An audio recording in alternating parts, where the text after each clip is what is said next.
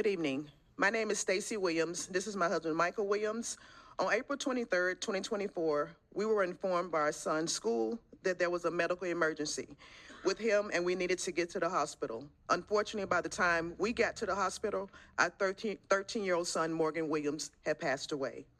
After his passing, we wanted answers to many questions that we had, so we met with the school principal and the assistant superintendent of Madison City Schools. We asked questions like how many AEDs were on school property, where were they located? The main reason for those questions was because we found out that an AED was not applied to our son until the fire department arrived at the school, although the principal stated the school had 3 on property.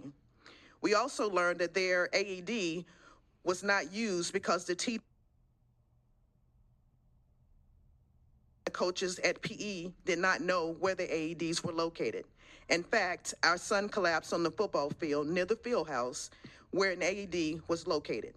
When asked why didn't they get the AED from the field house, the principal just replied that the person did not know there was an AED inside the field house, so instead that person ran into the school, which was locked because of the emergency response button that they use.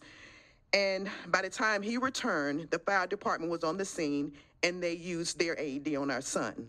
Statistics state that AEDs are most effective if they are used within the first 3 to 5 minutes of a cardiac emergency.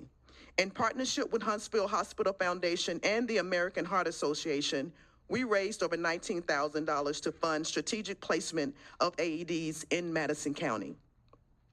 We're standing here tonight to ensure compliance with the new legislative acts being implemented.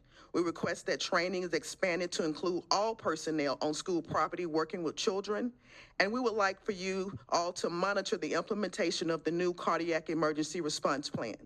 In review of the plan requirements, I did not see the requirements for strategically placing AEDs throughout the school property to make it accessible to the SERP team members.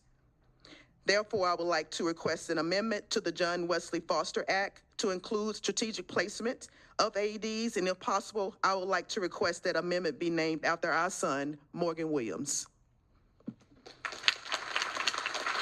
And we've given you all a handout to provide additional information. Thank you, ma'am. Tierney Gaskett speaking on HB 46.